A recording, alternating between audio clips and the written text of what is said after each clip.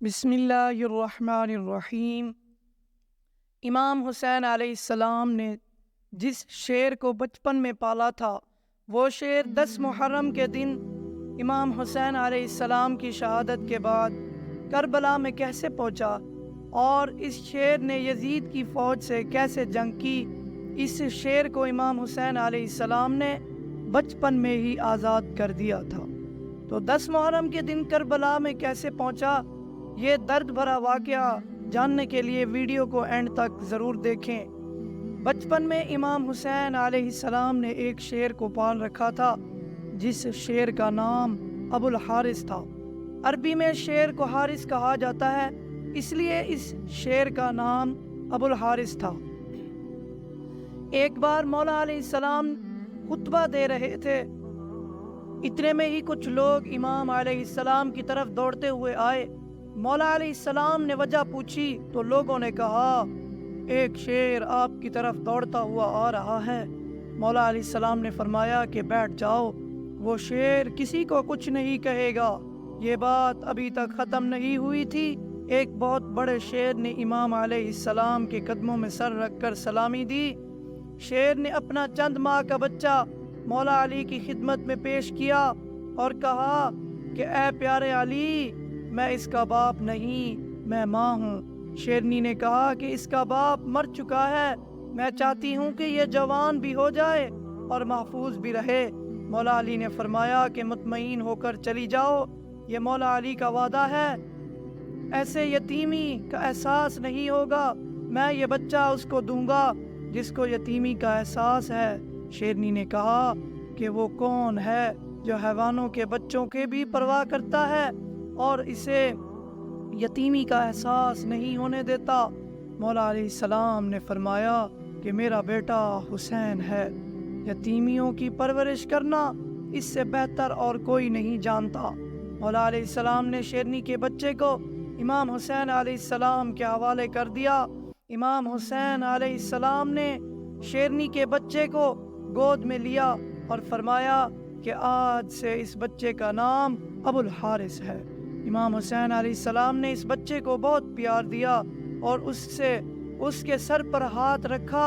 ابو الحارث کی بچپن میں ہی امام حسین علیہ السلام کے ساتھ دوستی ہو گئی۔ امام حسین علیہ السلام جہاں جہاں بھی جاتے، شیرنی کا بچہ آپ کے ساتھ جاتا۔ اس شیر کو امام حسین علیہ السلام کے ساتھ بے انتہا محبت تھی۔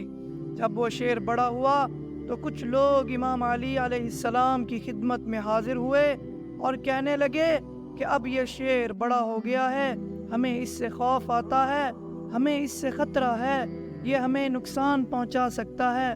مولا علیہ السلام گھر میں تشریف لائے اور امام حسین علیہ السلام سے فرمانے لگے کہ اے پیارے بیٹا، میں نے نہیں کہا، لوگ کہتے ہیں کہ شیر اب جوان ہو چکا ہے، ہمیں اس سے خطرہ ہے۔ بیٹا، لوگوں کو اس سے ڈر لگتا ہے، بیٹا ابو الحارث کو آزاد کر دو۔ یہ سننا ہی تھا، امام حسین علیہ السلام کی آنکھوں میں آنسو آ گئے۔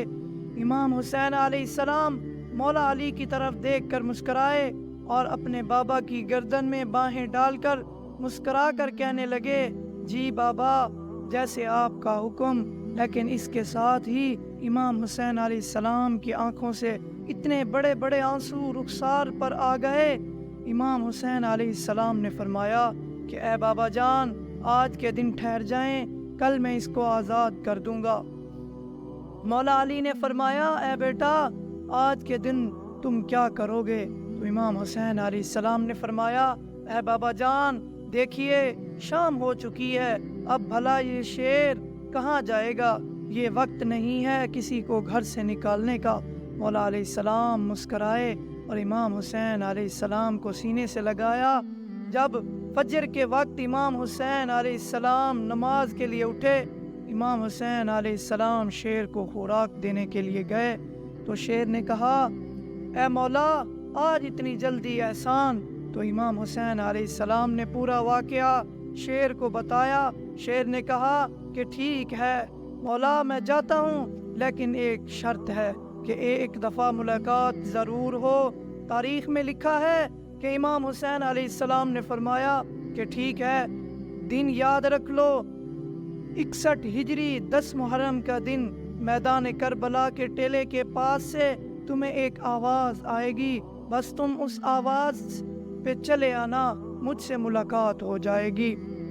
ابو الحارث نے فرمایا کہ مولا آواز کون دے گا، آپ؟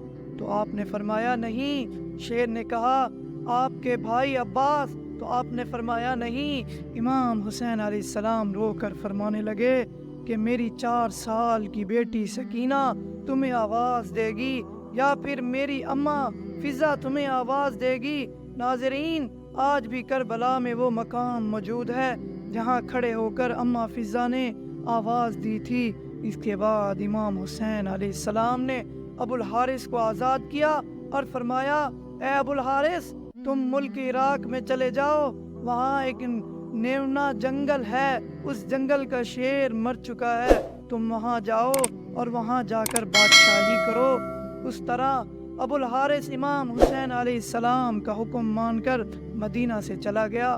61 ہجری 10 محرم کے دن جب امام حسین علیہ السلام کے بدن سے آپ کا سر جدا کر دیا گیا تو عمر بن سعد کا حکم ہوا کہ آپ کے جسم مبارک سے گھوڑے دوڑائے جائیں۔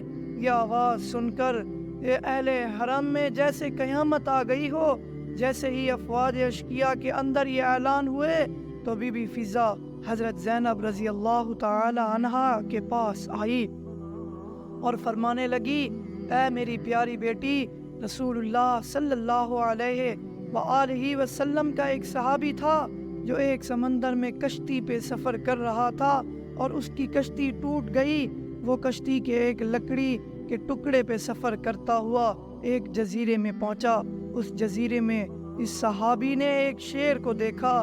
شیر کو دیکھ کر وہ کہنے لگا کہ مجھے اذیت مت دینا، میرے رسول صلی اللہ تعالی علیہ وآلہ وسلم کا غلام ہوں۔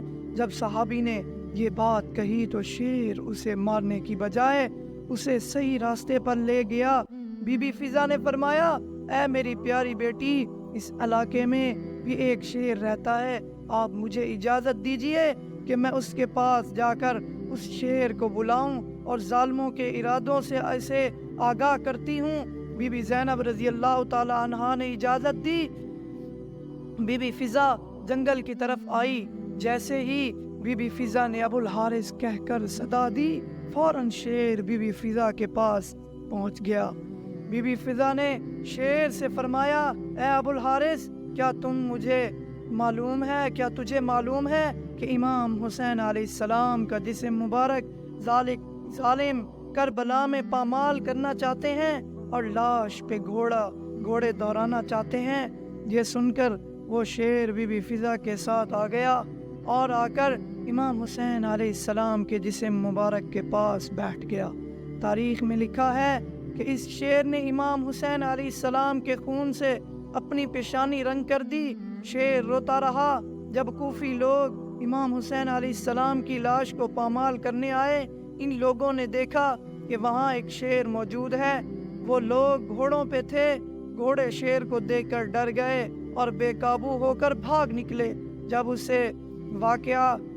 اس واقعہ کی عمر بن سعد کو خبر ملی، عمر بن سعد کہنے لگا کہ اس واقعے کو کسی پر بھی ظاہر نہ کرنا، یہ ایک فتنہ ہے، اور اس طرح امام حسین علیہ السلام کی لاش ان ظالموں سے محفوظ رہی۔